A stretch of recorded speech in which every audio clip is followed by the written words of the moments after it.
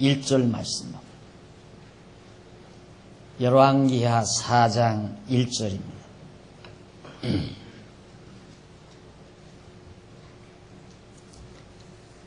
선지자의 생도의 아내 중에 한 여인이 엘리사에게 부르짖어 가로되 당신의 종 나의 남편이 이미 죽었는데 당신의 종이 여호와를 경외한 줄을 당신이 아시는 바니이다. 이제 체주가 이르러 나의 두 아이를 취하여 그 종을 삼고자 하나이다. 엘리사가 저에게 이르되 내가 너를 위하여 어떻게 하랴? 내 집에 무엇이 있는지 내게 고하라. 저가 가로되 계집종의 집에 한 병 기름 외에는 아무것도 없나이다. 가로되 너는 밖에 나가서 모든 이웃에게 그릇을 빌라. 빈 그릇을 빌되 조금 빌지 말고 너는 네 두 아들과 함께 들어가서 문을 닫고 그 모든 그릇에 기름을 부어서 차는 대로 옮겨 놓으라. 여인이 물러가서 그 두 아들과 함께 문을 닫은 후에 저희는 그릇을 그에게로 가져오고 그는 부었더니 그릇에 다 찬지라. 여인이 아들에게 이르되 또 그릇을 내게로 가져오라. 아들이 가로되 다른 그릇이 없나이다 하니 기름이 곧 그쳤더라. 그 여인이 하나님의 사람에게 나아가서 고한데 저가 가로되 너는 가서 기름을 팔아 빚을 갚고 남은 것으로 너와 네 두 아들이 생활하라 하였더라. 7절까지 봉독했습니다.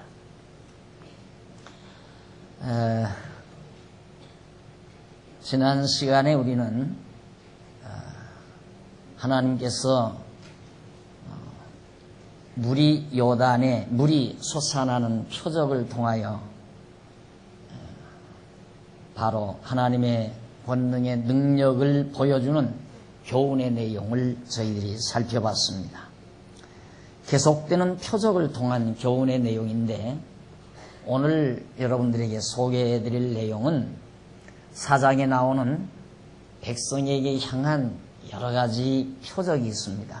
이런 표적들을 통하여 하나님께서 하나님의 택한 백성, 남쪽 유다 백성이나 북쪽 이스라엘 백성을 망라하고 여호와 하나님 살아계신 것과 그분이 전능하신 분이심을 깨닫고 그를 다시 기억해서 경외하며 섬기게 하시려고 표적을 통하여 교훈하는 내용을 우리가 살피게 됩니다.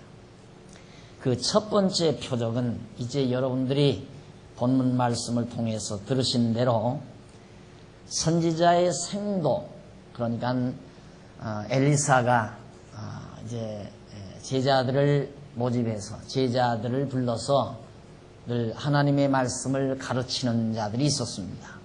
소위 지금으로 말하면 무슨 신학교와 같은 것들이죠. 선지자가 많은 생도들을 불러서 하나님의 말씀을 가르쳤는데 그 생도 중 한 사람이 죽었어요.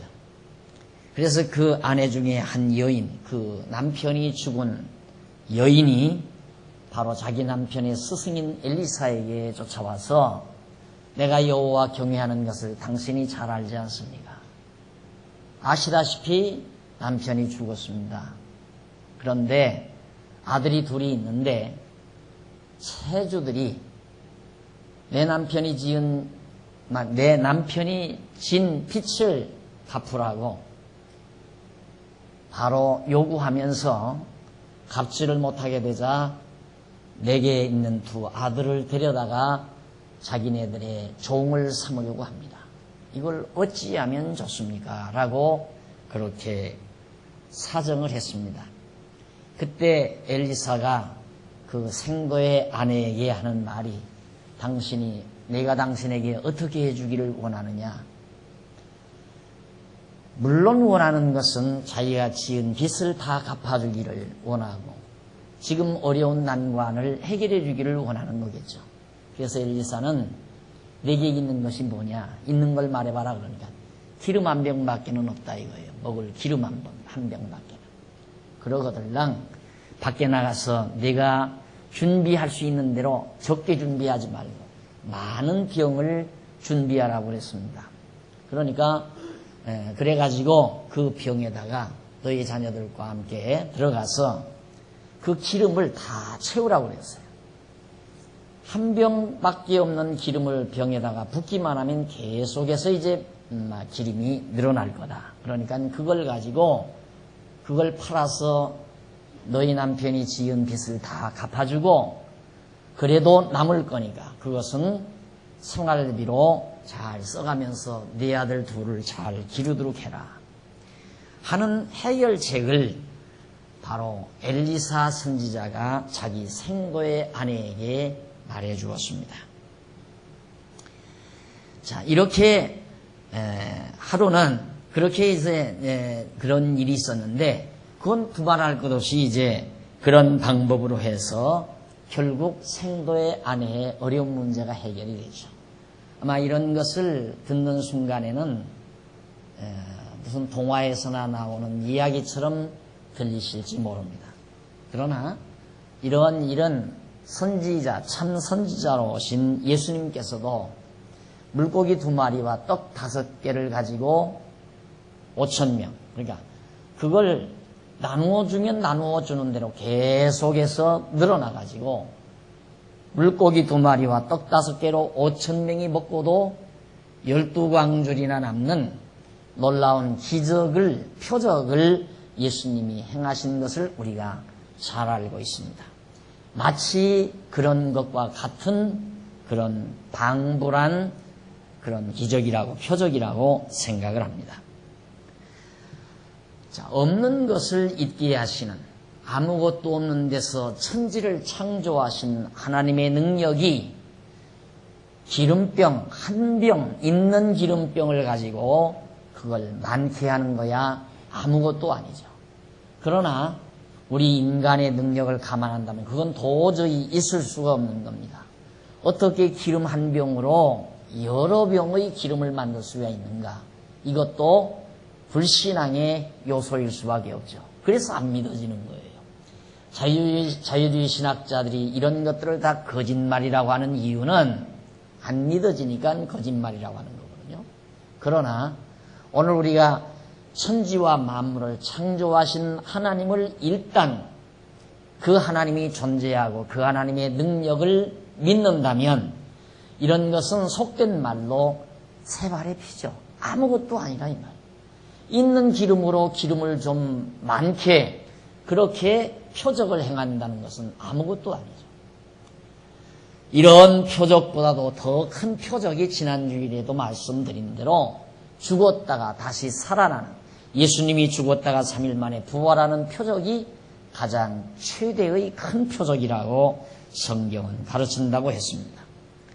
자, 이런 표적을 하나 행하고 나서 8절로부터 그 이하 16절까지 보면 엘리사가 아들이 없는 수넴 여인에게 아들을 약속하는 내용이 나와요. 하루는 엘리사가 수넴에 이르렀더니 거기 한 귀한 여인이 저를 간곤하여 음식을 먹게 한 거로 엘리사가 그곳을 지날 때마다 음식을 먹으러 그리로 들어갔더라. 여인이 그 남편에게 이르되 항상 우리에게로 지나는 이 사람은 하나님의 거룩한 사람인 줄을 내가 아노니 우리가 저를 위하여 작은 방을 담 위에 짓고 침상과 책상과 의자와 촛대를 진설하사이다. 저가 우리에게 이르면 저가 거기 유하리라 하였더라. 하루는 엘리사가 거기 이르러 그 방에 들어가서 누웠더니 자기 사환 게하시에게 이르되 이는 수넴 여인을 불러오라. 곧 부르매 여인이 그 앞에 선지라. 엘리사가 자기 사환에게 이르되 너는 저에게 이르라. 네가 이같이 우리를 위하여 생각이 줌이라도다. 내가 너를 위하여 어떻게 하랴? 왕에게나 군대장관에게나 무슨 구할 것이 있느냐? 여인이 가로되 나는 내 백성 중에 거하나이다 하니라. 엘리사가 가로되 그러면 저를 위하여 무엇을 하여야 할꼬? 게하시가 대답하되 참으로 이 여인은 아들이 없고 그 남편은 늙었나이다. 가로되 다시 부르라. 부르매 여인이 문에 서니라. 엘리사가 가로되 돌이 되면 1년이 지나면 네가 아들을 안으리라. 여인이 가로되 아니로소이다. 내 주 하나님의 사람이여 당신의 계집종을 속이지 마옵소서 하니라.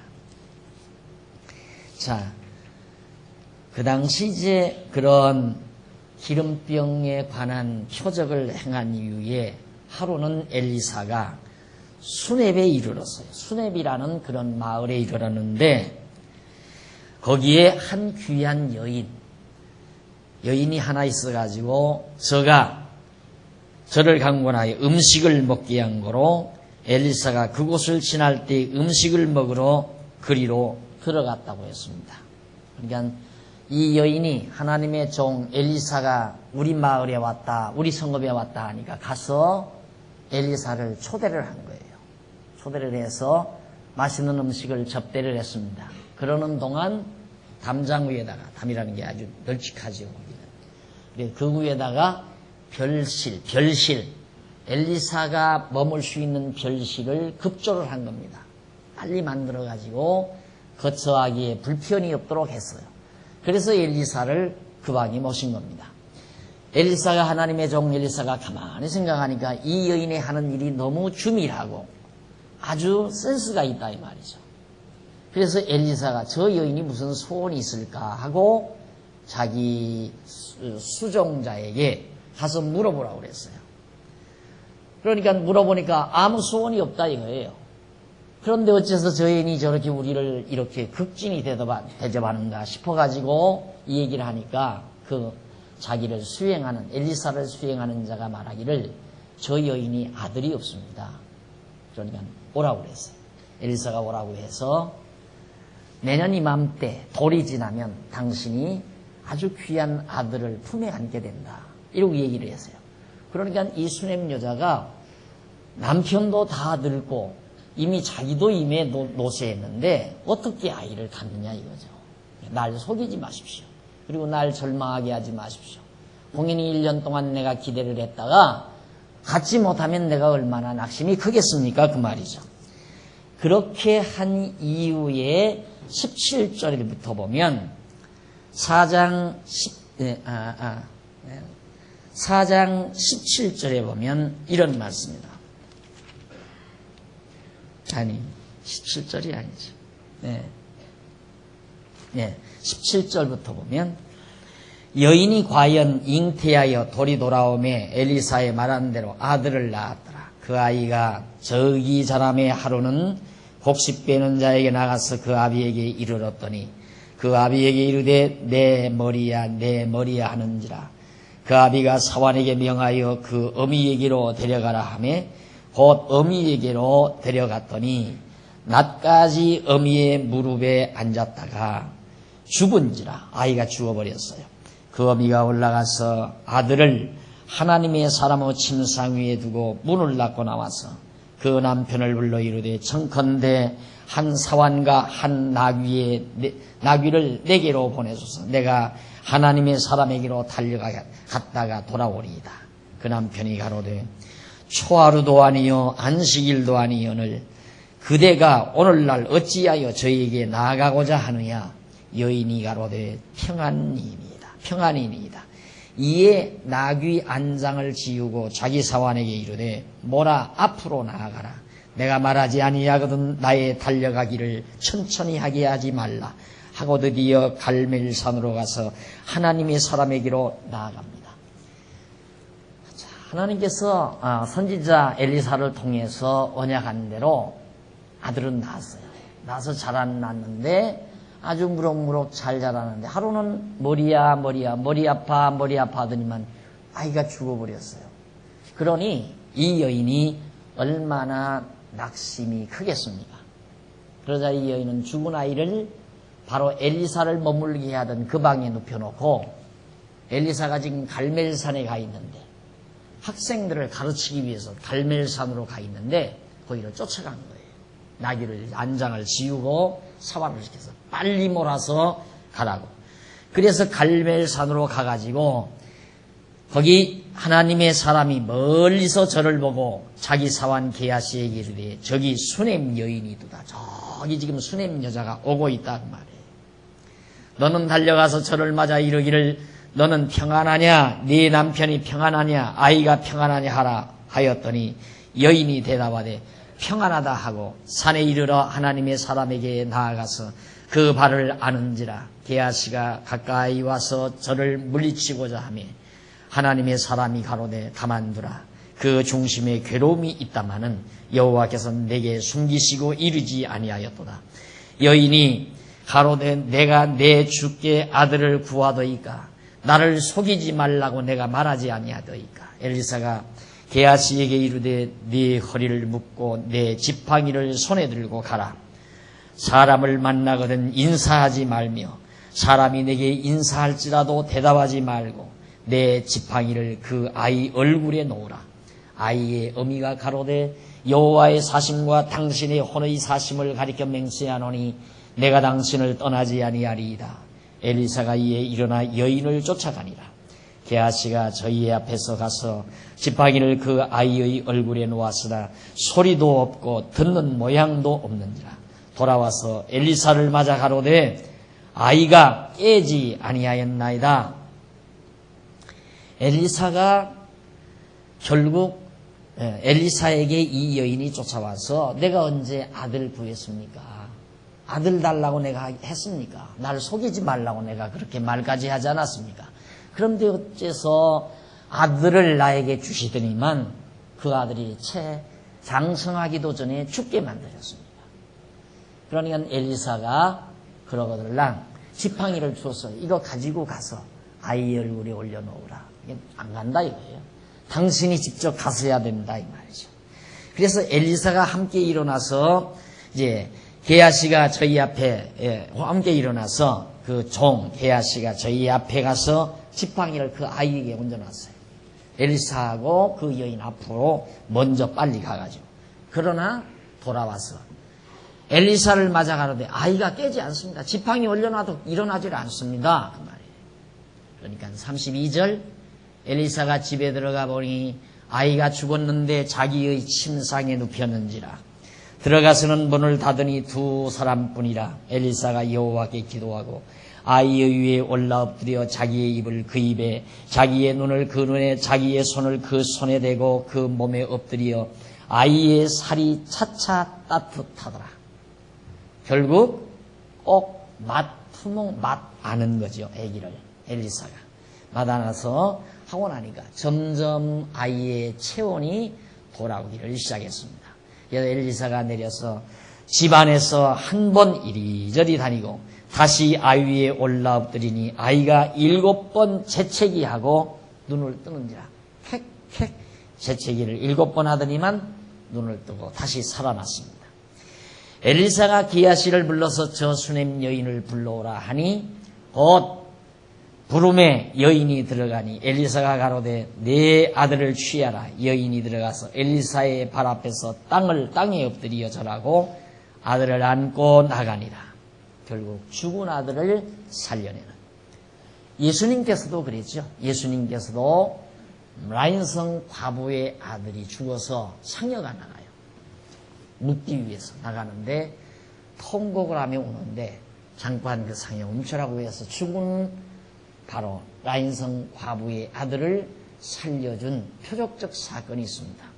바로 이러한 선지자 엘리사의 이러한 표적들은 전부 장차 참 선지자이신 예수 그리스도가 오셔서 오병이어의 역사를 행하시고 죽은 자를 다시 살리실 메시아가 온다는 사실을 모형적으로 우리에게 예표적으로 보여주는 그런 언약의 말씀의 사건이라는 것을 우리들이 꼭 기억을 하셔야 됩니다.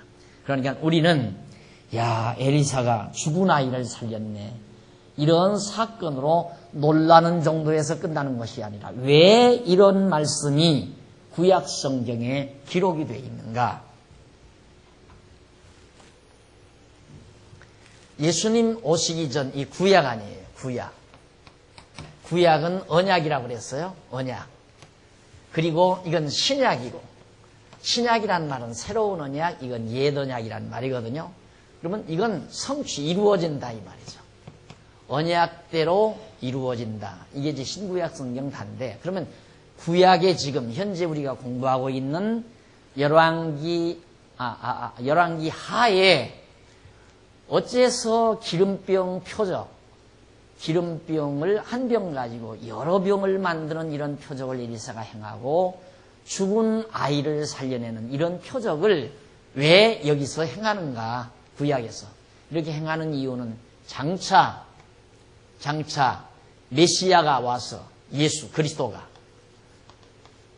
이 그리스도가 와서 이처럼 오병이어의 역사, 물고기 2마리와 떡 5개로 5,000명이 먹는 이런 놀라운 기적, 표적을, 그리고 죽은 나사로도 살리고 라인성 과부의 여인의 아들도, 과부의 아들도 살려내는 이런 표적을 행할 그리스도가 장차 온다라고 하는, 그것을 언약하기 위해서 미리 말씀으로 언약하는 내용이다. 그러니까 여기서 죽은 아이를 살려내는 이런 사건은, 그 사건 자체가 하나님의 말씀이에요. 그러니까 하나님의 말씀은 우리처럼 한국어나 영어나 프랑스어나 중국어로 하나님께서 이렇게 소리를 통해서, 소리의 부호를 통해서 말씀하는 것이 아니라 이런 사건을 통해서 말한다 이 말이죠. 그러니까 연극은 뭐예요? 연극은 하나의 일을 이루어는, 사건을 극화해서 그것으로 작가가 자기가 생각하고 있는 메시지를 전달하는 방법 아니에요? 드라마도 다 마찬가지고. 그러니까 언어라고 하는 것은 꼭 이렇게 소리의 부호를 통해서만 하는 게 언어가 아니라, 하나님의 말씀은 역사적인 사건도 하나님의 말씀이라 이 말이죠. 왜? 그것이 하나님의 생각을 표현하는 수단이니까. 이 언어라고 하는 건 자기 마음속에, 생각 속에 있는 뜻을 전달하는 수단을 언어라고 하거든요. 그러니까 하나님의 생각과 뜻은 뭘로 전달하는가? 소리의 부호, 선지자들의 입을 통해서도 전달하지만은 하나의 사건, 역사적인 실제 사건이 일어나게 해서 그 사건을 통해서도 말씀한다. 그러니까 엘리사가 죽은 아들을 살려내는 이 사건을 통해서 뭐라고 말씀하시는가? 장차 죽은 자를 다시 살려내시고 죽었다가 3일 만에 부활하실 그리스도를 내가 보내주겠다고 하는 말씀으로 약속하는 내용이다 이 말이죠. 그래서 엘리사로 하여금 이런 놀라운 표적적 사건을, 죽은 아들을 살려내는 사건을 하나님께서 행하게 하시는 것이다. 그래서 결국 37절까지 우리가 바로 그 죽은 아이가 살아난 사건, 살아난 상황을 지금 우리가 확인해 보고 있습니다. 그 다음 38절로부터 41절까지 보면 엘리사가 독이 있는 국을 가루로 해독시켜 먹도록 하는 내용입니다. 엘리사가 다시 길갈에 이르니 그 땅에 흉년이 들었는데 엘리사의 생도가 엘리사의 앞에 앉은지라.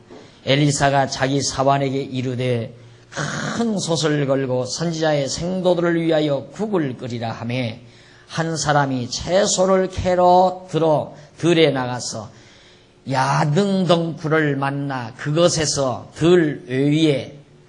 들외를 따서 옷자락에 채워가지고 돌아와서 썰어 국 끓이는 솥에 넣되 저희는 무엇인지 알지 못한지라. 이에 퍼다가 무리에게 주어 먹게 하였더니 무리가 국을 먹다가 외쳐가로되 하나님의 사람이여 솥에 사망의 독이 있나이다 하고 능히 먹지 못하는지라. 엘리사가 가로되 그러면 가루를 가져오라 하여 솥에 던지고 가로되 퍼다가 무리에게 주어 먹게 하라 하며 이에 솥 가운데 해독이 없어져 버렸다. 그러니까 흉년이 들어가지고 먹을 것이 없으니까 들에서 자라는 왜, 우리나라 말로 이제 왜 참외 같은 거 있잖아요. 뭐 무료 같은 거 이런 것들이 있는데 그걸 독이 있는 것인지도 모르고 무조건 배가 고프니까 학생들이 그걸 갖다가 기숙사에서 큰 솥에다가 국을 끓였다 이 말이죠. 그걸 퍼다 먹는 순간 막 토하기도 하고 독이 있으니까. 그러니까 학생들이 소리를 지르면서 저 지금 국 속에 우리를 죽게 하는 독이 있습니다. 그러니까 엘리사가 가루를 가져오라고 하더니만 가루를 집어넣고 퍼다 먹으라니까 아무런 일 없이 그 국을 먹고도 건강하게 됐더라 하는 이런 표적들입니다. 자, 우리가 얼른 생각하면 자, 빚진 여자, 남편이 죽어서 생도의 아내가 빚을 져서 그 기름병으로 부자가 되게 하는 일이나 또 아들이 없는 여인에게 아들을 낳게 해서 죽었다가 다시 살게 하는 일, 또 흉년이 들게 해서 독을 먹고 그 독 있는 것을 먹고 죽으려다가 독을 해독시켜서 못 먹게 하는 일, 이거 다 표적적 사건이거든요. 그런데 우리는 이런 표적적 사건을 우리는 그것만 이상하게 생각하지만 사실은 이 세상의 어느 것도 우리들이 보편적으로 되어지는 일은 전부 다 그건 놀라운 능력으로 보지를 않는 거죠. 그만큼 우리의 인식 기능이 마비가 된 거예요. 솔직히 새카만 씨알갱이 하나를 땅에다가 떨궈뜨렸는데 이것이 싹이 나고 뿌리가 나고 줄기가 뻗고 잎이 피고 줄기가 뻗어서 큰 거목으로 자라나는 일들, 이런 것들은 보편적인 일이라고 생각하잖아요. 보통 다 있는 일이다, 그런 것들은. 그러니까 그런 것은 하나 신기하게 생각을 안 해요. 그게 우리의 감각이 무디어진 거란 말입니다. 그러니까 감각이 무디어지지 아니하면 이 세상에 신기롭지 아니한 것이 하나가 없습니다. 여러분, 신혼부부들이 아이를 낳고 결혼을 해서 아이를 하나 낳고 왜 그렇게 신기합니까? 야, 저게 내 속에서 나오다니 어떻게 저게 내 속에서 나왔을까? 어쩌면 저렇게 밥 먹는 것도 지 아버지 닮았을까? 저 눈매도 어쩌면 아버지가 닮았을까? 그게 하나하나 신묘막측하다 그 말이에요. 그런데 하나 낳고 둘 낳고 옛날에는 뭐 7, 8명도 낳잖아요. 그 다음에는 보통 다 낳는 거지 뭐. 나만 낳냐? 그러니까 신혼부부들이야 신기하게 생각하지만 아이만 낳고 살아온 50대, 40대, 50대, 60대 주부들은 다 나도야 다 봤다야. 그냥 보통 다 누구나 다 하는 일이다 이거죠. 그걸 신기하게 생각을 안 해요. 그러니까 행복감이 없는 거죠. 이 세상 어느 것 하나 신비하지 아니한 게 어디 있습니까? 여러분, 연초에 동해바다 해 뜨는 거 구경하러 갔었는지 모르지만 연초만이 아니죠. 아침 그 시간이 되면 어떻게 저 태양이 서산으로 기울었다가 동쪽에서 다시 솟아오르는가? 이건 물론 지구가 공전자전을 하기 때문에 되는 거지만 이 엄청난 지구 땅덩어리가 어떻게 이렇게 정말 궤도를 맞추어서 시간을 따라 정확하게 공전자전을 해 가는가를 생각한다면 신묘막측한 일이죠. 과학자들이 사실은 말은 해요. 이렇게 되졌다는 사실은 연구해서 말을 하지만 그것이 어떻게 해서 그렇게 되는지는 아무도 말 못하고 있다 이 말이에요. 그러니까 신비하다. 이게 과학자들의 결론은 신비라고 해요. 신의 신비.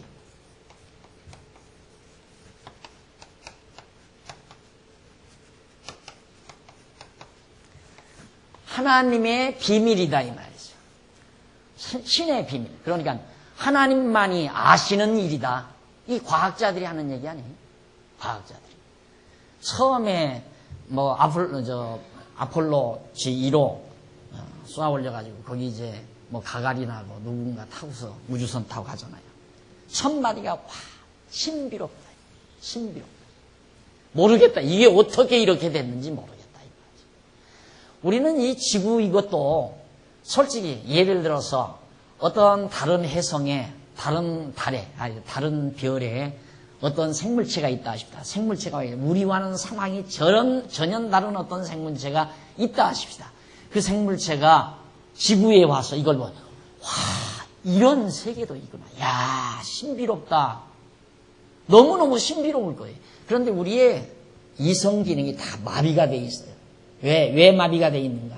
전부 사욕으로 우리의 이성이 다 이끼가 끼어서 그래요. 근데 이게 벗어져야 내 가슴 속에서 계속 뛰는 맥박 소리만 들어도 신비 속에 그 신비함에 감탄하지 않을 수 없죠. 이건 내가 뛰라고 해서 뛰는 게 아니잖아요. 그렇죠? 내 가슴 속에 심장의 맥박이 내가 뛰어라. 인마 1분에 60번만 뛰어라. 야 고혈압이란다. 왜 1분에 80번 90번 뛰느냐. 이놈아 60번만 뛰어라. 이렇게 명령해서 뛰는 게 아니잖아요. 죽은 것처럼 잠이 들었는데도 밤새 쉬지 않고 심장의 맥박이 멎지 않는다 이 말이에요. 아침에 눈 뜨고 일어나서 아이쿠 맥박이 멎지 않고 이게 얼마나 신비한 일이에요. 그런데 우리는 기껏해야 기름병 하나 가지고 10병 맞는 거. 야 그런 게 어디 있어. 그런 게 어디 있어요. 그게 뭐가 그렇게 신비한 거냐 이거 거기에 비하면. 지구가 공전자전을 하는 것 이게 도리어 신비한 것이지 기름 한 병 가지고 10병 20병 만드는 게 뭐가 그렇게 중요한 거냐 이 말이죠. 사람이 죽었다가 다시 살아나는 것도 마찬가지죠. 우주 전체의 이 놀라운 신비로움에 비하면 아무것도 아닌 거예요. 이거 다 하나님의 솜씨와 섭리로 만들어 놓은 겁니다. 그런데 인간들의 이해의 구도가, 이해 범주가 너무너무 협소하기 때문에 이해 범주가 너무너무 협소하니까 에이 그런 게 없어. 어디가 있어. 죽은 애기가 어떻게 살아. 그건 안 믿어지는 거예요. 지구가 공전자전한다는 건 그건 믿어져요. 야 오늘 서쪽으로 해가 졌으니까 내일 아침 동쪽에서 해가 떠오를 거다. 그건 믿어요. 또 그 엄청난 신비로움을 믿으면서 뭐 사람 하나 죽었다가 다시 살아났다는 그런 째째한 신비로움은 그건 왜 못 믿느냐 이 말이죠. 그것이 우리의 인식의 한계고 우리의 인식 기능의 마비 현상이에요. 그러니까 전 요즘 늘 그런 생각을 하지만 정말 지난번에 우리 세계관 마무리 졌잖아요. 지난 주일 오후에 오후 그 전주일에 세계관 결론 마지막 세계의 목적 그 강의하고 나서 더 그렇지만 그 강의 딱 끝나고 나니까 인터넷에 그런 게 올랐더라고요. 밤하늘의 별도 전능하신 하나님의 영광을 찬양합니다. 할렐루야. 거기 나오잖아요. 강의 도중에 이제. 그게 너무나도 신비로웠던 거죠. 저 밤하늘에 별이 저렇게 떠 있다는 게 얼마나 신비로운 일입니까? 그렇게 이제 볼 줄 알아야. 여러분들이 이제 다가오는 봄철에 바로 오솔길을 걸어가면서 이름 모를 퓨란 포기가 뾰족이 땅속에서 고개를 들고 일어나오는 것. 여러분들의 정원 앞에 이름 모를 꼬단 포기가 새싹이 돋아나는 모습을 보고 감탄해하고 환호하고 감격해할 줄 아는 그런 깨끗한 인식 기능만 가지고 있다면 왜 세상이 행복하지 않습니까? 감탄할 게 얼마나 많은데 나는 아이가 눈을 깜박깜박 하면서 저건 뭐야 하고 묻는 그것만도 신비롭죠. 저 까만 눈동자 저 구멍이 뭐기에 저걸 보고 저것이 저렇게 점점 자라나는가 신비롭잖아요. 하나하나가. 이 세상 신비에 차이지 아니한 것이 어디 있습니까? 그런데 우리 인간이 타락해서 그런 엄청나고 크고 방대한 신비로움은 못 보니까 타락한 우리 인간들에게 이런 째째하고 옹졸한 조그만한 우리의 시각이 좁고 인식의 한계가 좁으니까 이런 표적들을 통하여 바로 여호와 하나님을 깨닫게 하는 거라. 그래서 지난주일에도 말했지만은 악하고 음란한 세대가 표적을 구한다 이 말이죠. 인간들이 다 악하고 사악하고 막 탐하게 꽉 차있기 때문에 생각이 깨끗하지 않아요. 이성이 다 이기가 껴있다 이 말이죠. 그러니까 우리 인간의 이성 기능이 마비가 되지니까 보고 감탄해야 할 것도 보이지 아니하니까 인식이 안 돼요. 그게 얼마나 신비로운 건가 인식이 안 되니까 감탄이 사라질 수밖에 없죠. 그러니까 결국 행복이란 뭔가 난 늘 강조하지만 행복이란 우리 안에서 이 모든 욕심과 탐악을 저버리고 깨끗한 인식 그것이 바로 인식기능 그것이 바로 지혜와 총명이에요. 머리가 맑아야 돼요. 머리가 맑고 깨끗해져야 아름다운 시인이 된다. 아름다운 시인이 된다는 말은 아름다운 노래를 부를 수 있는 자가 된다. 구약의 최고의 시인이 누굽니까? 다윗 아니에요? 다윗, 솔로몬, 모세, 아름다운 시를 많이 불렀잖아요. 노래를. 그들은 행복한 자였어요. 오늘 우리가 이 땅에서 행복하게 산다는 게 뭡니까? 노래를 간직하고 산다는 것이 행복한 거라.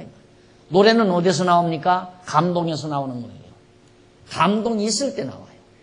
감동은 어떻게, 어디에서? 신비로움을 볼 때, 하나님의 신비로움을 볼 때, 그것이 보일 때 감동이 되는 거 아닙니까?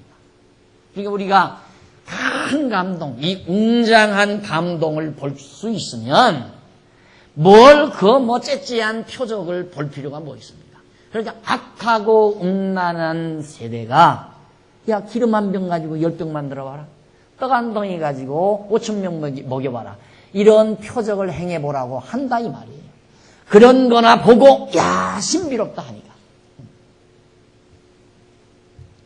여러분 요즘 지난 시간에 말씀드렸나요? 텔레비에서도 그 사람 체면시키는 거. 그 체면 술자가 사람 딱 놓고 딱 눈동자 맞추고 몇 분 쳐다보니까 그냥 픽 쓰러져. 쑥 쓰러져 버리죠. 신비롭죠? 신비로울 거 없어요. 그거 보편적인 거예요. 그런 것도. 그 기술로, 그게 기술이에요. 그런 기술을 연마하면 체면술 아니에요, 술. 기술이라 이 말이죠. 이 술. 체면술, 기술이에요. 그러니까 연마하면 되는 거예요. 근데 우리들이 그런 기술을 연마를 안 하니까 못하니까 기술을 연마해서 하는 거 볼 때 신기하죠. 아, 신비롭다. 탁구 치는 사람들은 우리는 탁구 그거 몇 번 쳐서 그냥 떨어질 것 같은데 아주 어렵게 날아오는 것도 정확하게 맞춰서 제 코스에다 집어넣는 걸 보면 아주 신기하잖아요. 자꾸 연마해서 기술을 발전시키니까 그렇게 하는 거예요. 그러니까 그런 것은 신비한 게 아니에요. 감탄할 수 있는 게 아니라 이 말이죠. 이 웅대하고 장엄한 하나님의 신비가 하나님의 창조 세계 속에 가득 차 있기 때문에 이걸 볼 수 있는 지혜와 총명, 이게 있어야 행복해진다 이 말이죠. 모든 것이 감동으로 다가오니까 시간도 감동으로 다가오고 공간도 감동으로 다가오고 형체도 감동으로 다가오고 모든 사건도 감동으로 다가오고 하나하나 모든 상황이 내게 감동으로 다가올 때 시인이 되는 거예요. 야, 하나님께서 이런 섭리가 내게 있었구나. 하루하루를 살아가는데도 늘 사람을 만나는 일이나 어디 출장을 가는 일이나 새로운 상황을 접하는 일이나 새로운 오더를 받는 일이나 모든 걸 볼 때마다 와, 이게 다 감동으로 다가와야 되거든요. 나는 생각지 못했지만 이런 일들이 하나님의 섭리 속에서 준비되어 있었구나 하는 데서 감동으로 다가와야 한다 이 말이죠. 시간도 공간도 형상도 사건도 그게 엄청난 표적이라 이 말이에요. 표적적사 따지고 보면 웅대한 표적이죠. 신비로움. 오늘 우리가 기독교는 우습더라고. 애기 못 낳는 여자 애기나 낳게 하고 뭐 기름 한 병 가지고 기름 뭐 여러 병 만나서 빚이나 갚게. 야 그러면 우리 빚진 거 좀 갚아달라고 그래라. 아마 오늘 가서 그럴는지 몰라요. 야 그 박 목사가 그러는데 얘기하는 거 들으니까 하나님 믿음이 뭐 하나님께서 기름 한 병 가지고 그 여러 병 만들어 빚 다 갚아준다면서. 야 우리 빚 갚아주면 내가 교회 잘 다니마. 이러고 얘기가 될 거예요. 그게 바로 악하고 음란한 세대라. 그런 생각을 하는 사람이 악하고 음란한 생각이라 이 말이에요. 오죽이 인간이 오죽지 않으면 인간이 얼마나 타락해서 어두워진 인간이면 하나님께서 이런 째째한 표적을 통해서라도 하나님 여호와를 깨닫게 하려고 하겠는가. 그래 그 표적 중에 가장 큰 표적이 바로 예수가 십자가에 못 박혀 죽으셨다가 3일 만에 부활하신 표적. 이 이상의 표적은 없다. 최고의 표적이에요. 그러니까 예수님이 이 땅에 오셔서 33년 동안 사시면서 마지막 3년째 많은 표적과 기사를 행해서 당신이 구약의 언약된 그리스도이심을 증거해주고 나서 십자가에 못 박혀 죽으심으로 3일 만에 부활하셨어요. 이 표적 보여주고 나서는 이제는 표적이 없어요. 표적이 없다 이 말이에요. 이제 지금은 없는 거예요. 왜? 최고의 표적을 보여줬는데 왜 표적을 또 행해요? 이 표적을 믿겠으면 믿고 믿기 싫으면 못 믿는 거죠. 그런데 자꾸만 오늘날 목사들이 또 부흥사들이 무슨 표적을 행한다고 자꾸 하니까 최면수를 행하면서 그게 능력이라고 행하고 최면수를 통해서 사람을 요리하면서 그게 하나님의 능력이라고 가르치고 없어요. 지금 표적이란. 다만 은사가 있을 뿐이죠. 우리가 하나님을 믿고 신앙으로 살면서 점점 마음의 평강과 기쁨으로 병도 낫는 거고 여러 가지 정말 심령의 고통도 평안해지는 거고 이런 표적, 이런 능력이 바로 은사적으로 나타날 수는 있지만은 예수님이 행했던 그런 표적은 지금 없다 이 말이에요. 아기 못 낳는 여자 아기 낳게 하고 죽은 자를 살려내고 안전방위를 일으키고 그거 지금은 없다 이 말이에요. 그런데 지금 이거 보여달라. 그러면 나도 믿겠다. 그 말이거든요. 이게 구약시대에 예수 그리스도 온다. 보내신다는 언약의 말씀으로 행하신 거고 예수님은 오셔서 봐라. 구약에서 언약된 대로 내가 죽은 자를 살리지 않느냐? 내가 오병이어 역사 행하지 않느냐? 내가 안전방위를 일으키지 않느냐? 내가 벙어리를 말하게 하지 않느냐? 그러므로 나는 그리스도다. 이걸 믿게 하기 위해서 예수님이 그런 표적을 행한 것뿐이에요. 그리고 마지막 최고의 표적으로 십자가에 못 박혀 죽으셨다가 3일 만에 부활하셨다 이 말. 이제는 표적이 없어요. 기독교 안에 지금은 절대 표적이 없어요. 표적이 있다면 그건 적그리스도예요.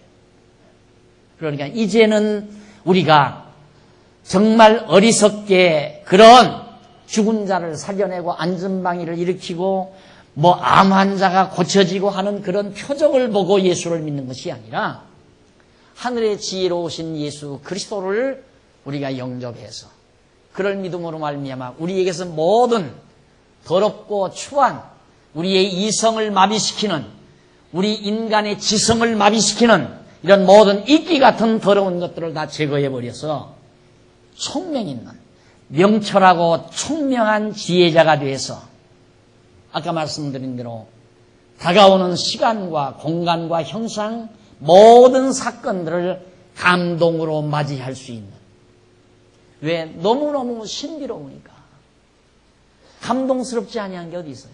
여러분 지금 사는 같이 정말 가정을 이루어 사는 아내도 언제부터 여러분 마음먹었습니까? 어떻게 했을까요? 왜 노래에도 있잖아요. 오늘 그 가요 유행가에도 모래알같이 많은 사람들 가운데 어쩌면 하필이면 어찌 당신이었나. 그 신기하다 그 말이야. 신비롭다. 모래알같이 여자가 얼마나 많아요. 또 여자들은 남자가 얼마나 많아요. 모래알같이 많은 그 남자들 가운데 어쩌면 하필 당신이었느냐. 이게 신비롭다고 말이에요. 그 신비로움을 항상 간직하고 있으면 감동이 오죠. 감동스럽잖아요.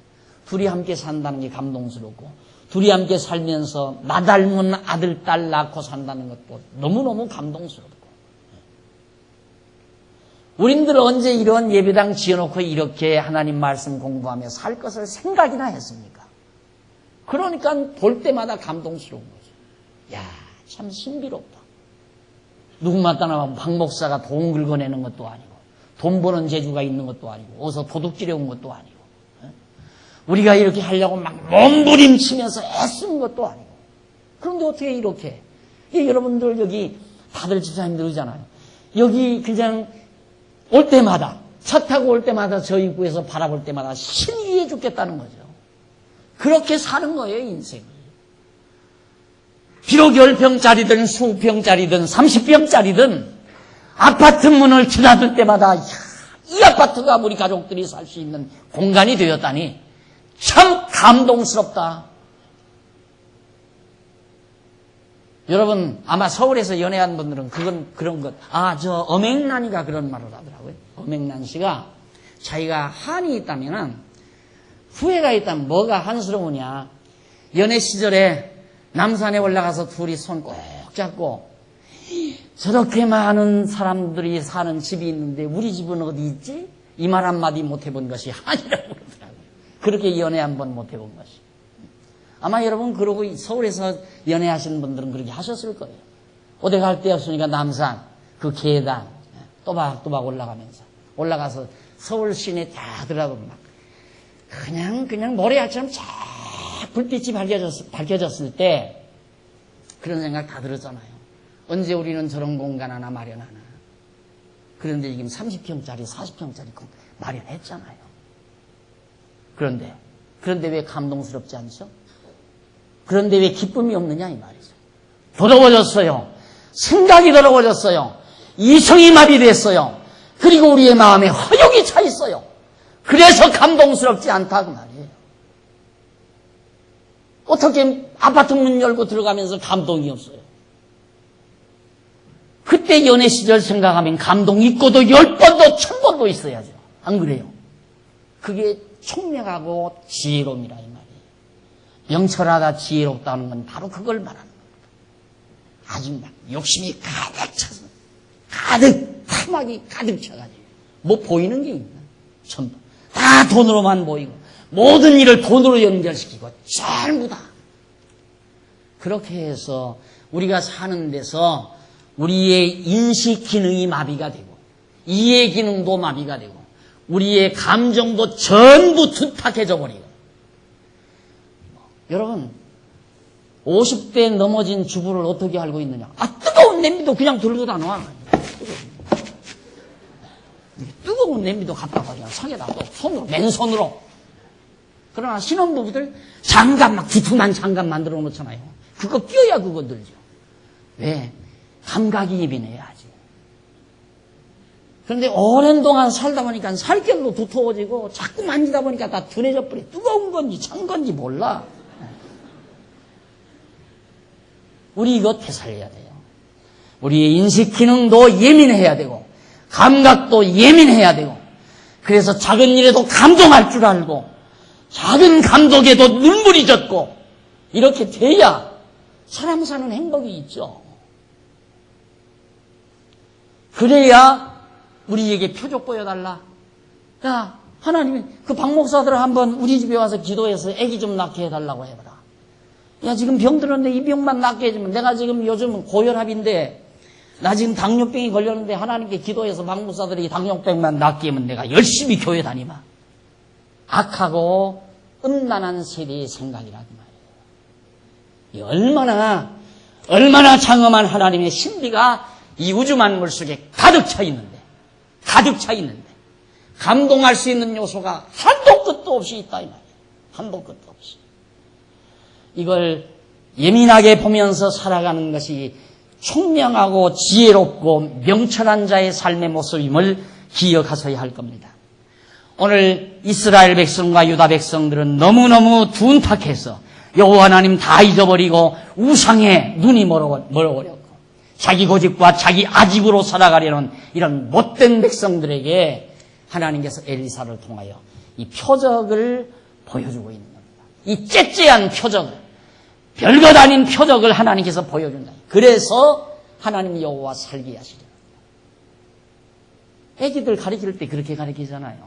애기들 가르칠 때 악어가 뭐냐? 악어가 뭐냐면 악어 그림 종이에다 그려가지고 이게 악어. 그게 어떻게 악어예요? 그럼 조금 크면 한 중고등학교쯤 되면 아니면 국민학교쯤 되면 악어가 뭐냐? 동물원으로 들고 가잖아요. 저게 악어다. 그 다음에 고등학교쯤 가면 저게 악어다 안 그래요. 악어는 목젖이 없고 혓바닥이 없고 악어는 어떻게 무슨 참피동물에 속하고 뭐에 속하고 하면서 쭉 내용 밝히잖아요. 그다음 대학 가면 어떻게 합니까? 대학 가면 바로 그 악어, 그 동물들을 연구하는 생물학에 가서 구체적으로 막 분석하고 실험하고 그렇게 배워나가잖아요.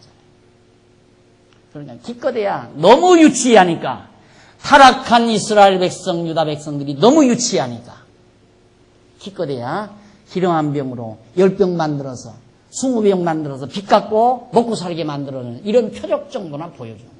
그거라도 보여줘야 알 것 같으니까 그만큼 타락하고 무지해졌다 이 말이에요. 악해졌다 이 말이죠. 악해졌다 인간이. 그러니까 사실 이제 총명하고 명철해지면 그거 필요 없어요. 죽은 자 살린다고 해도 아무것도 아닌 거예요. 하나님께서 우주와 만물을 창조해서 하루하루 모두 다 당신의 계획대로 이렇게 아름답게 섭리해가는 이런 웅대한 신비로움보다 더 신비함이 어디 있습니까? 저는 지난번에도 말씀드렸지만 산책을 하는데 신락 같은 나뭇가지들이 다 앙상하게 있잖아요. 신락 같은 나뭇가지들. 다 혹독하게 추운데 하루는 하도 추워서 산책을 못 가서요. 게을른 불이라고. 뭐가 막 이러고 있는 거예요. 하니까 그대로 있는 거예요. 가만히. 저게 이 추운 겨울을 그냥 혼자서 모진 바람 다 맞고 지나면서 내년 봄에는, 그럼 이제 조금 있으면 봄에는 저 끝에서 파란 싹이 나옵니다. 그 얼마나 신비로워.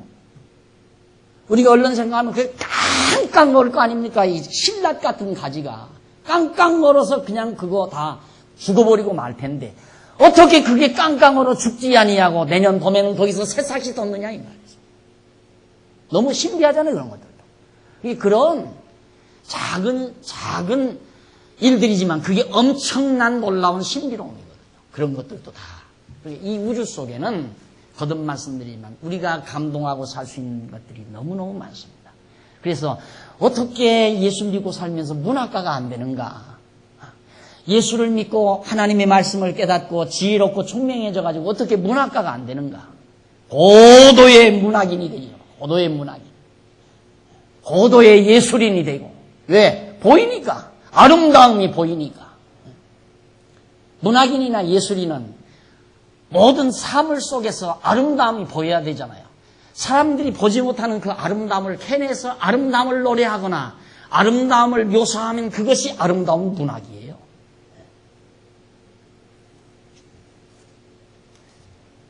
이러한 하나님의 귀한 말씀을 통해서 이스라엘 백성과 남쪽 유다로 하여금 여호와 하나님을 깨닫게 해가지고 모든 욕심을 저버리고 사악함을 저버려서 정말 행복한, 하나님을 경외하며 사는 행복한 백성을 만들고자 해서 그렇게 섭리하게 하는 것입니다. 그 다음 42절로 44절 한번 거기 보시면 한 사람이 바알살리사에서부터 와서 처음 익은 식물 곧 보리떡 20과 또 자루에 담은 채소를 하나님의 사람에게 드린지라 저가 가로되 우리에게 주어 먹게 하라. 그 사환이 가로되 어찌미니까 이것을 100명에게 베풀겠나이까 하나 엘리사는 또 가로되 무리에게 주어 먹게 하라. 여호와의 말씀이 우리가 먹고 남으리이다 하셨느니라. 저가 드디어 무리 앞에 베풀었더니 여호와의 말씀과 같이 다 먹고 남았더라. 중요한 건 여호와의 말씀과 같이 다 먹고 남았더라. 왜? 여호와의 말씀과 같이 된다는 사실을 보여주려는 거예요. 즉 그 말은 여호와 하나님이 살아계시다는 것을 알게 해주려는 거예요. 그냥 해 뜨고 해지고 하는 것만 봐도 하나님 여호와 살아계신 걸 알아야 되는데 그 웅대하고 장엄한 하나님의 신비로움을 통해서는 여호와 하나님을 모르니까 기껏해야 밥이나 먹고 남은 것, 음식이나 먹고 남은 걸 통해서 하나님을 알게 하려는 거다 이 말이죠. 이게 바로 아주 초보적인 유치한 교육이에요. 유치한 교육. 그만큼 어리석어져 있으니까 인간들이. 자, 이렇게 해서 하나님께서 여러 가지 표적을 통하여 이스라엘 백성과 유다 백성을 교훈한 다음 그 다음 5장에 넘어가면 문둥병을 고쳐서 표적을 행합니다. 문둥병을 고치는 표적. 자, 아람 왕이 나아만의 문둥병을 고쳐달라고 요청을 합니다. 자, 엘리사가 이스라엘의 그런 굉장히 위대한 하나님의 선지자가 있다는 얘기를 듣고 아람 나라, 북쪽에 자리 잡고 있는 아람 나라죠. 그 아람 나라로부터 우리 군대 장관이 문둥병이 걸렸다. 그러니 문둥병을 고쳐내라 하고 보낸 거예요. 그럼 아람 나라는 지금으로 말하면 우리나라로 말하면 미국과 같은 곳이고 지금 이스라엘은 우리나라와 같이 약하다 이 말이죠. 그런데 거기에 부탁을 거절할 수가 있어요? 그래 보내라고 그랬어요. 그래서 이 문둥병 환자 군대 장관을 아람 나라 군대 장관을 보냈단 말입니다. 보내니까 엘리사가 나가지도 않아요. 가서 맞이해 드리지도 않는 거예요. 안 맞이해 드리면서 딱 그러니까 얼마나 화가 나겠어요. 그러니까 한참 있다가 이제 게하시를 내보냈어요. 자기 이제 수종자를 엘리사가 내보냈어요. 나가가지고 가서 요단강에 가서 7번 목욕을 하고 가라고 그래라. 그러니까 얼마나 기분 나빠요. 아람 나라에 적어도 군대 장관이니까 대단한 사람이니까 엘리사 정도는 와서 오셨습니까? 하고 가서 영접을 해서 모셔왔어야 되는데 나가지도 않고 가만히 있다가 자기 수행자를 시켜가지고 그 7번 목욕하고 가라고 그래라 해버렸다. 그러니까 화가 나가지고 나만 군대 장관이 갚버리려고 그랬어요. 그러니까 거기 수행 맡던 사람들이 가시지 말고 하라고 그러니까 한번 해나 보십시다. 해나. 하나는 대로 해보고 가는 거 뭐 미칠 거 뭐 있습니까? 하고 권면을 해가지고 하는데 한 번 들어갔다 나와도 그냥 그래. 2번, 3번, 4번, 5번 화가 나죠. 야 가버리자. 끝까지 못 참고 한 번만 더 해보십시다. 7번 하라니까 이번 한 번만 더 해보십시다. 그래 들어가서 한 번 딱 하는 거예요. 문병이 깨끗이 나온 거예요. 그렇게 해서 이제 갔는데 그게 15장 한번 보십시다. 15절 5장 15절 15절에 보면 나만이 모든 종자와 함께 하나님의 사람에게로 돌아와서 그 앞에 서서 가로되 내가 이제 이스라엘 외에는 온 천하에 신이 없는 줄 아나이다. 이보세요. 이스라엘의 신 하나님 여호와 외에는 신이 없다. 오직 여호와 하나님만이 참 신이다. 이걸 내가 알겠다. 왜? 자기 문둥병을 고친 신이 아무도 없다. 아람 신도 자기 문둥병을 못 고쳤는데 당신이 섬기는 이스라엘의 신 여호와는 내 문둥병을 고쳐줬다. 그걸 내가 알겠다 이 말이에요. 그게 바로 하나님의 목적이에요. 문둥병을 고치는 게 목적이 아니라 오직 하나님 여호와만이 참신이라는 사실을 천하에 알게 하려는 것이 하나님의 목적이었다 이 말이죠. 그래서 하는 말이 아나이다. 청컨대 당신의 종에게 예물을 받으소서. 이제는 병 나으니까 기분 나쁜 것도 다 사라져버리고 가져온 예물 나들면 이거라도 엘리사 선생님이 받으시옵소서. 강건하되 저가 필요 없다 이 말이에요. 그거 안 받겠다. 다 거절해버렸어요. 나만이 가로되 그러면 청컨대 노새 2마리의 실을 흙을 당신의 종에게 주소서. 이제부터 종이 번제든지 다른 제든지 다른 신에게는 드리지 아니하고 다만 여호와께 드리겠나이다. 그러니까 이 사람이 보니까 자기네 나라 신, 아람 나라 신 아무것도 아니거든요. 그러니까 자기도 이스라엘의 신 하나님 여호와를 경외하고 싶었어요. 그러면 내 예물을 안 받으려거든 내 노새에 싣고 갈 흙만 좀 주십시오. 그러면 그 흙을 파다가 제단을 쌓는 바탕을 만들려는 거예요. 그래서 거기서 자기도 하나님 여호와께 제사하겠다.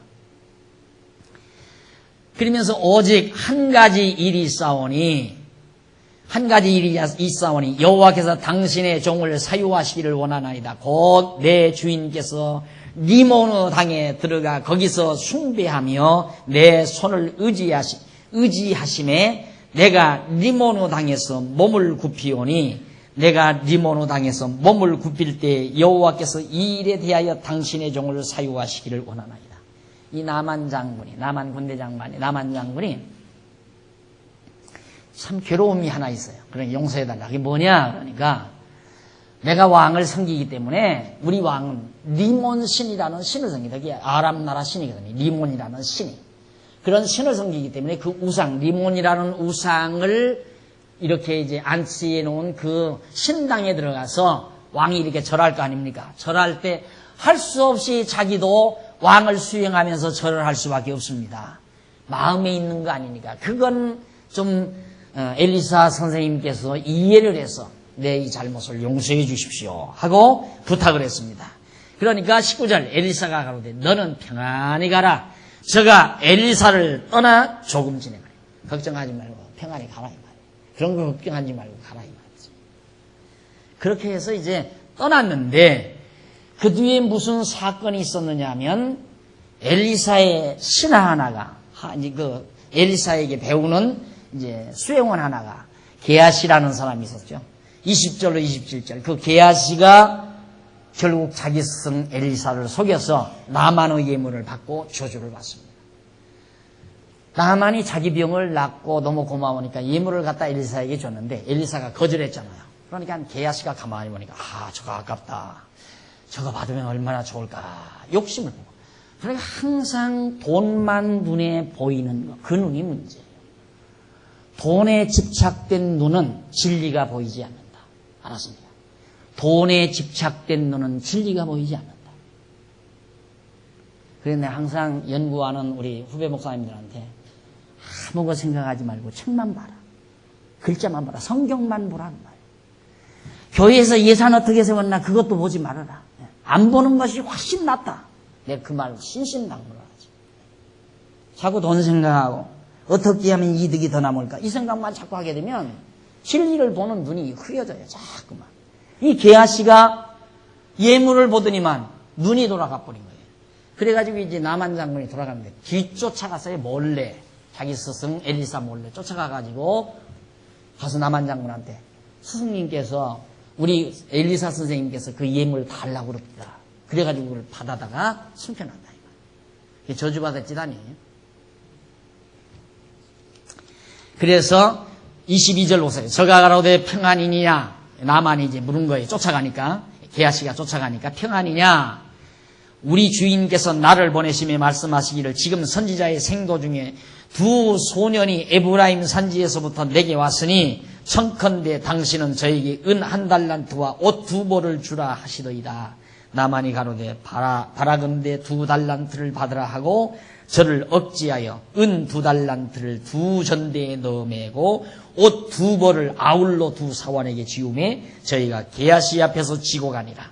언덕에 이르러는 게하시가 그 물건을 2 사환 손에서 취하여 집에 감추고 저희를 보내어 가게 한 후에 들어가서 그 주인 앞에 서니 엘리사가 이르되 게하시야 내가 어디서 오느냐 대답하되 종이 아무데서도 가지 아니하였나이다. 엘리사가 이르되 그 사람이 수레에서 내려 너를 맞을 때 내 심령이 감각되지 아니하였느냐. 너 나만에게 가서 얘기할 때 나만이 딱 수레에서 내려오는 동안 그때 내가 감각이 오더라 이 말이에요. 필링이 오더라 이 말이에요. 느낌이 오더라. 아, 이 게하시라는 놈이 거기 갔구나. 어디에 거짓말하려고 하느냐. 엘리사가 이르되 그러면서 지금이 어찌 은을 받으며 옷을 받으며 감람원이나 포도원이나 양이나 소나 남종이나 여종을 받을 때냐. 지금 어느 때인데 그런 것이나 받을 때냐. 그러므로 나만의 문둥병이 네게 들어 네 자손에게 미쳐 영원토록 이르리라. 게하시가 그 앞에서 물러나오매 문둥병이 발하여 눈같이 되었더라. 결국 엘리사의 종 게하시에게 나만의 문둥병이 옮겨버리고 말았습니다. 대대로 대대손손 내 문둥병 네 집안에 있다. 왜? 얼마나 잔인합니까? 야, 너무했다. 귓밤이나 한번 때리고 말지. 나 같으면 그러겠어요. 그거 뭐 사람 그럴 수도 있지 안 그래요?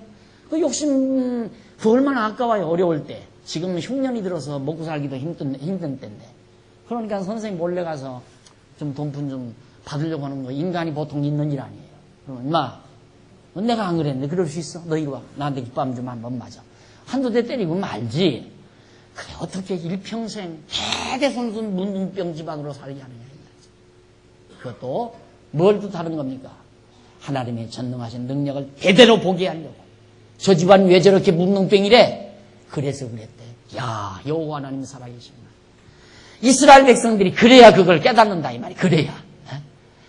얼마나 미련하고 어리석으면 그렇게 해서 깨닫느냐 이 말이죠. 영리한 자녀들은 아버지 눈빛만 봐도 알잖아요. 아, 아버지가 지금 뭐라노는구나 알잖아요. 근데 미련한 아들은 귓밤 맞고도 몰라. 귓밤 맞고. 그게 그만큼 무디어졌다는 얘기예요. 사랑하는 성도 여러분, 오늘도 우리는 표적을 통해서 우리에게 가르쳐 주시는 하나님의 놀라운 섭리를 살펴봤습니다. 이것도 모자라서 다음 시간에는 대적들에게 하나님께서 표적을 행하십니다.